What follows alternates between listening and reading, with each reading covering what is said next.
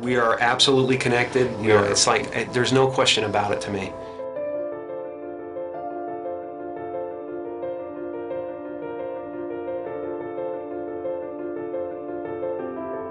There's no separation. That's been physically proven by science. I think everybody's looking for something that they already have. I think the reason that we don't notice it is because we are so distracted by the human levels of our experience. Because you might not actually be what you think you are. The fact that we're already enlightened, we're already complete, and it's just realizing that you're complete. So everything we do to each other, or everything we see in each other, is us seeing ourselves. And yet the one thing that remains is this feeling of existence. I'm not a human being that has consciousness.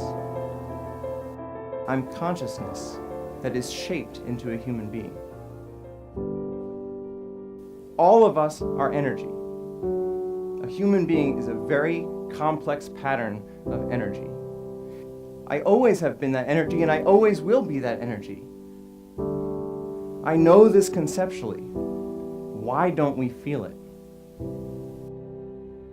And just like an ocean is water in motion, we can call a certain part of that ocean a wave, but it gives us the illusion that the wave is a separate entity in the ocean. But a wave is not in the ocean, a wave is the ocean. And similarly, we might not be waves. Maybe we're the ocean. Maybe all of us are energy, and we can realize that directly. All suffering is based on the illusory separation that there's an individual in the environment, that there's a person that has to survive, that this specific collection of 1,000 trillion atoms has to hold itself together. But if I realize directly that I am energy, and I realize that the body and the mind are a temporary manifestation of that energy, then I can fully accept the death of the body and mind as something that does not happen to me, because I was always energy and I always will be.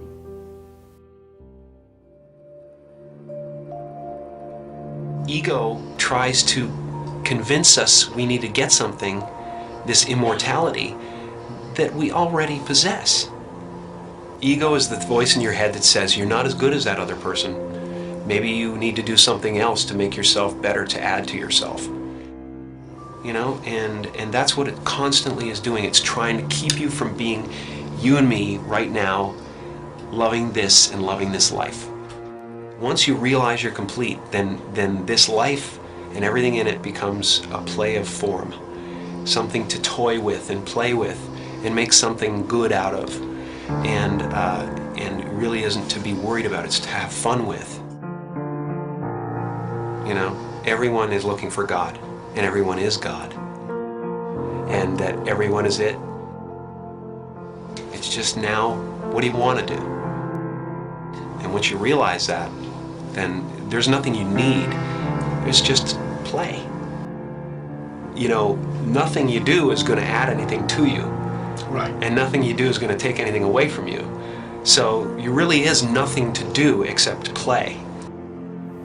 And so the only moment that mattered to us was right now. I think this experience is so important and powerful that every religious tradition at its core has been trying to convince us of its importance.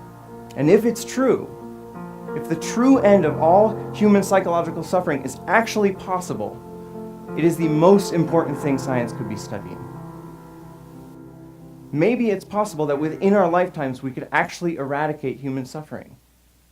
And what would the world look like then if every single one of us felt complete, felt whole, and felt interconnected? When you let go of individual survival, all of your priorities change because you actually see the entire world as your body. You see the suffering of others as your own suffering, and you want to help. Maybe the one thing that keeps us from actually solving all of the other problems in the world is this persistent, flawed thought that we are separate from the world. And maybe it's time we change our minds.